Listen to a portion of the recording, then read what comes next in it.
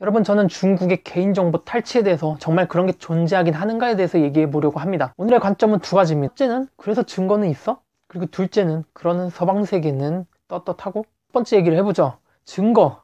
여러분, 개소리든 주장이든 폭로든 일단 증거가 있어야 믿어줄 거 아닙니까? 주로 뭐 개인정보 탈취라는 거 화웨이부터 시작해서 위챗, 틱톡 그냥 의무적으로 개인정보를 정부가 필요할 때 공개해야 할, 뭐 구글도 중국에서 사업하고 싶으면 뭐 그런 정보 같은 거 다 공개하고 제공을 해야 되는 거고요. 뭐 나쁘다, 뭐 안 좋다 비난받을 거 그런 게 아니라 나라를 지키기 위해서 충분히 할 수 있는 상식적인 행동이란 말입니다. 그래서 더러워서 사업 안 하는 거겠죠. 분명히 전문가들이 보면은 개인정보 뭐 탈취할 허점이나 다른 앱들보다 중국 앱들이 훨씬 더 취약하다, 위험하다 이런 평가가 있는. 근데 그래서요, 증거가 있나요? 물론 뭐 중국 정부에게 보고할 수는 있습니다. 제가 뭐 웨이신에서 친구와 수다 떠는 내용이 시스템적으로 중국 정부가 제 대화를 감시할 수는 있어요. 근데 그래서요, 중국 정부가 제 대화를 봤다는 증거는요, 여러분, 대화를 볼 수 있다라는 것과 대화를 봤다라는 것을 혼동하지 마시길 바랍니다. 여러분, 중국 정부가 제 대화를 볼 수는 있겠지만 제가 뭐 무슨 티벳이나 위구르 이런 얘기를 하지 않는 한 중국 정부는 저의 시시콜콜한 수다에 아무런 관심이 없어요. 보지도 않을 거고요. 그러니까 아무 문제가 없다는 말씀입니다. 테러 방지법 통과할 때 주된 논리가 그거였죠. 야, 우리가 실시간으로 감시하는데 범죄자가 됐을 때만 감시하겠다고 야당이 엄청나게 난리쳤죠. 저 솔직히 그때 테러 방지법 찬성했습니다. 그리고 역으로 좌파들도 정권을 잡으면 그걸 이용할 수 있어요. 자, 물론 중국은 제가 뭐 티벳, 위구르, 홍콩 시위 이런 민감한 소재에 대해서 얘기를 한다면 저를 자동으로 감시하기 시작할 겁니다. 그리고 경우에 따라서는 계정이 제재당하기도 하겠죠. 그리고 서방 세계, 그러니까 우리나라를 포함한 이 서구권에서는 카카오톡에서 뭐 그런 얘기를 한다고 해서 감시받고 그러진 않아요. 자, 그럼 이런 예를 들어보죠. 저는 범죄자입니다. N번방을 개설하고 싶어요. 중국에서 제가 웨이신으로 개설을 한다면, 평범한 얘기를 한다면 절대 중국 정부가 제 대화를 열람하거나 그러진 않을 거고요. 근데 뭐 제가 뭐 고딩, 중딩 이런 불순한 단어를 사용한다면 뭐 거의 실시간 감시 체제이기 때문에 바로 적발당할 겁니다. 자동으로 중국의 뭐 공안이든 감시 기관에게 올라가고, 그때부터 그들은 저를 예의주시하는 거죠. 나쁜 행동을 하지도 않았는데 뭐 14억의 인구의 매일 일상의 대화를 감시한다고요? 아니면 중국이 일본처럼 관음증이 있습니까? 그런 걸 다 읽어본다고요? 망상하지 마세요.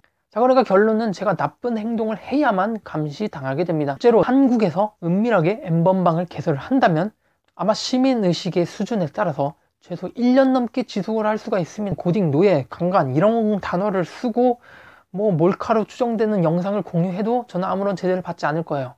제가 제재받기 위해서는 시민의식이 투철한 누군가가 처음에는 뭐 구경하러 왔다가 야, 이건 좀 선 넘는다 싶어서 언론에 제보하고, 언론은 또 전국에 퍼뜨리고, 이게 공감대가 형성이 돼가지고 그래서 경찰이 수사에 나서야만, 이런 아주 길고 복잡한 과정을 거쳐야 됩니다.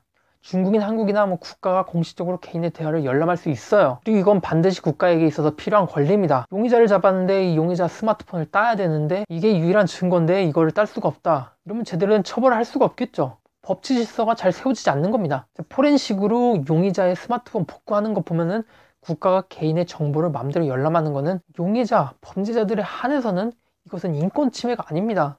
아니 뭐 다른 사람 감시하는 거 이거 중국만 하는 것 같아 보이지만 우리나라도 한다니까요. 근데 이거 우리나라는 모두 다 이거를 개인에게 떠넘기는 감이 있어서 뭐 제가 빨리 제재당하면 다행인데 뭐 5,000번째 손님까지 신고를 절대 안 한다면요, 그러면 계속 피해가 발생할 겁니다. 중국식 감시 시스템에서 저는 뭐 그 단어를 쓰는 순간 바로 중국 정부의 감시하에 들어오기 때문에 5,000명이 아니라 뭐 10명도 받기 어려웠을 텐데, 그러면 미성년자 피해자가 뭐 몇 명 안 되겠죠?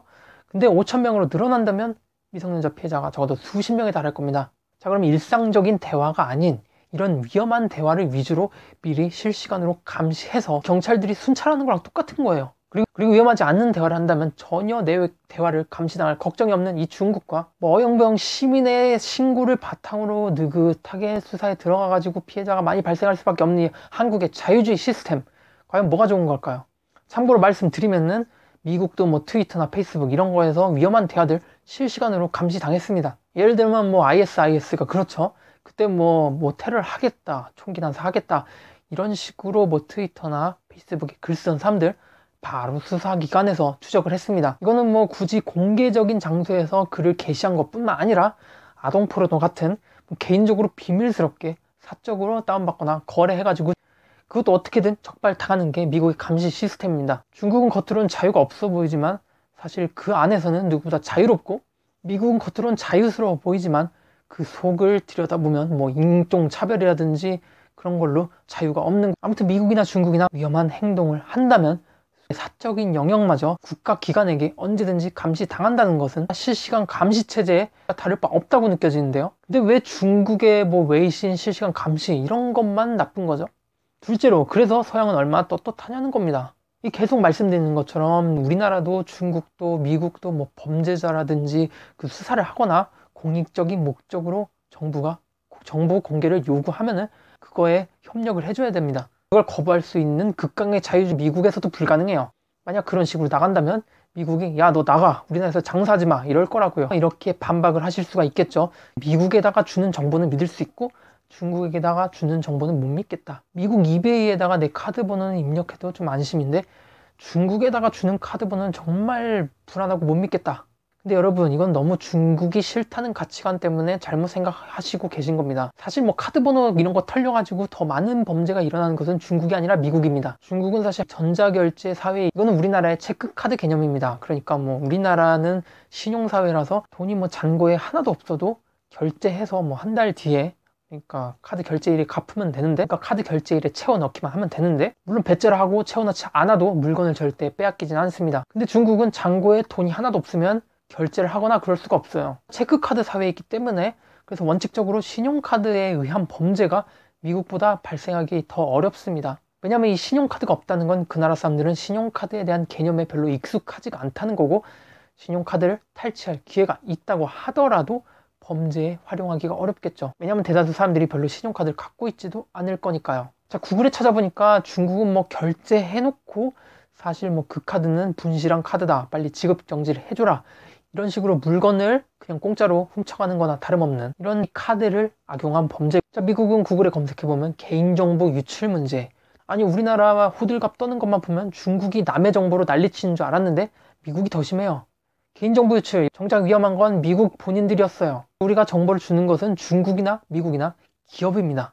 중국 정부에 돈을 내고 뭐 정보를 주는 게 아니잖아요. 기업에 뭐 회원가입을 할 때 정보를 주고 뭐 돈을 내고 이럽니다. 중국 기업과 미국 기업을 비교를 해보면 되겠네요. 저는 뭐 바이드랑 QQ, 그리고 뭐 페이스북, 구글 이런 걸로 비교를 해보겠습니다. QQ 없는 것 같네요. 중국에 대한 나쁜 기사는 정말 하이에나처럼 물고 늘어지는 우리나라 사람들, 만약에 개인정보 유출 이런 거 있었으면 최소한 기사 300개는 쏟아져 나와야겠죠. 근데 없네요. 자, 그럼 구글 보죠. 구글 5,200만 명 유출, 페이스북 2억 6천만 명 유출.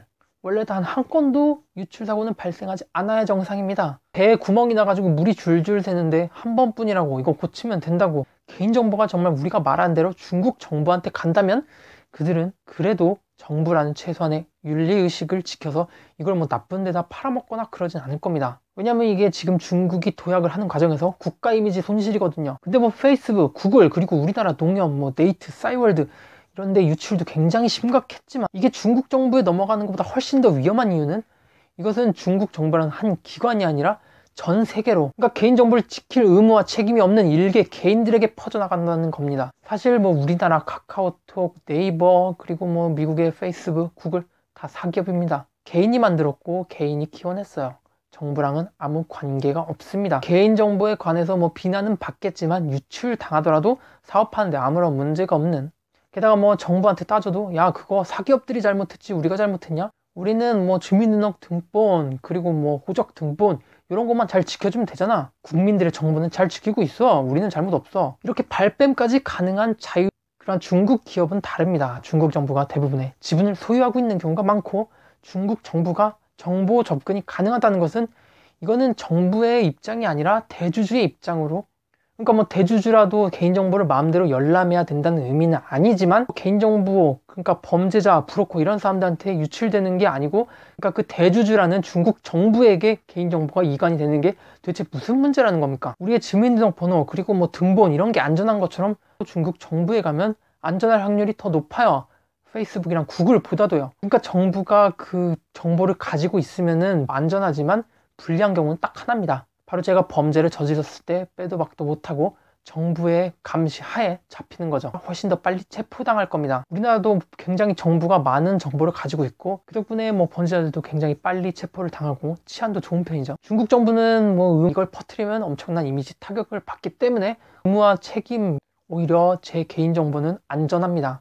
물론 제가 범죄자가 되었을 때 빼도 박도 못하긴 하겠지만요. 우리가 뭐 카톡 네이버에는 믿고 정보를 주는 이유가 그거죠. 이미지 타격이 있을 거고 정보를 팔아넘기는 것보다 우리를 계속 지키는 게 더 이득이 된다고 생각하는 기업이니까 절대 정보를 팔지 않을 거다. 그러나 그럴 것만 같았던 구글이 일단 정보를 유출당하고 나서는 개인정보 브로커들이 뭐 한 건당 1원에 파는 뭐 그런 상황에서도 그냥 발뺌을 하겠죠. 비밀번호를 바꿔주세요. 이런 무책임한 한마디면 끝납니다. 한 건당 1원에 파는 그런 사람들은 이거 뭐 개인정보를 지켜야 될 의무가 없어요.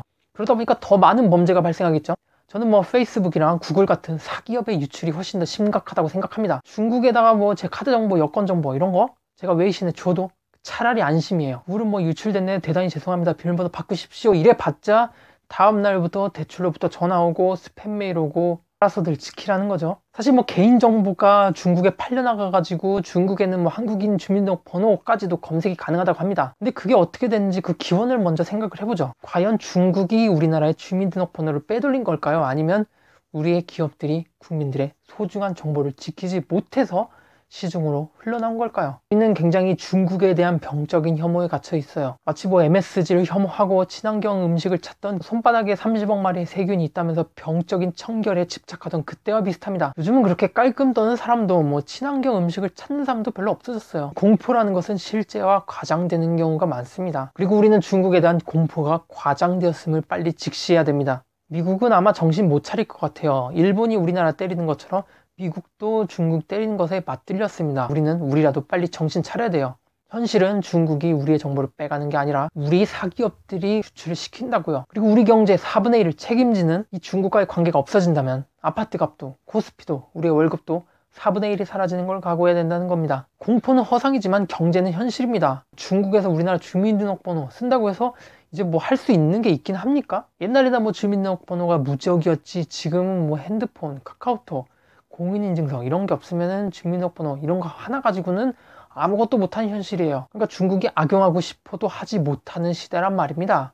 이제 제발 현실로 돌아오길 바랄게요. 그게 실수라며 샤오미 물건을 사고 중국어 배우기 열풍이 불고 정글만리라는 뭐 중국 소재의 소설이 인기몰이를 하고 중국 관광객들로 돈을 벌어먹고 살 때까지만 해도 없었던 이 시노포비아는 갑자기 생겨서 우리나라를 잠식하고 있습니다. 물론 뭐 하루아침에 생긴 것처럼 보이기도 하겠지만 정말 하루아침에 생긴 건 아니었겠죠. 원래부터 중국이라는 나라에 대해서 공산권이라는 본질적인 두려움, 그리고 적국이었다는 두려움, 주변국이자 압도적인 인구, 그리고 정치 체제에 대한 두려움, 그리고 가끔 보여지는 중국인들의 그 나라의 문화를 배려하지 않는 행동, 뭐 이런 게 다 있었기 때문에 이렇게 빠른 시간에 거의 급작스럽게 변하는 요인이 아니었을까 이렇게 생각을 합니다. 그러나 갑자기 변한다는 건 원래대로 다시 돌아오는 것도 빠르다는 거겠죠.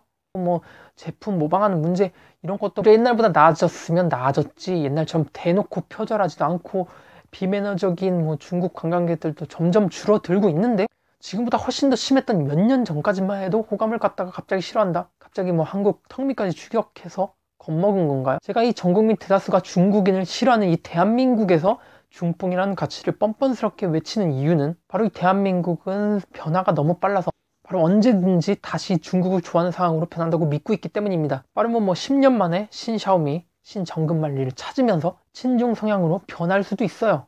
참고로 말씀드리면은 미국에서는 뭐 박근혜 정부나 이명박 정부 때부터 우리나라를 친중 국가로 뭐 문재인 들어서 친중됐다 그런 거 아니에요. 미국이 늑대다 한다고 자꾸 그쪽으로 고개를 돌리지 마시길 바랍니다. 양치기 소년이 뭐 3번 정도 하다가 사람들이 믿지 않게 되었죠. 우린 도대체 몇 번을 속아 넘어가야 미국을 믿지 않게 될까요?